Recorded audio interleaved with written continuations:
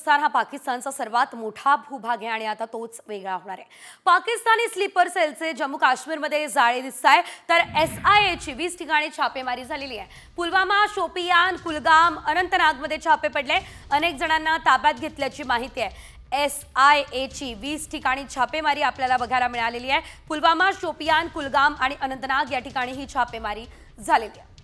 निश्चितच बातमी अतिशय मोठी आपल्याला म्हणावी लागणार आहे। पाक स्लीपर सेलचे जम्मू काश्मीरमध्ये आता जाळे हे पसरले असल्याचं दिसतंय।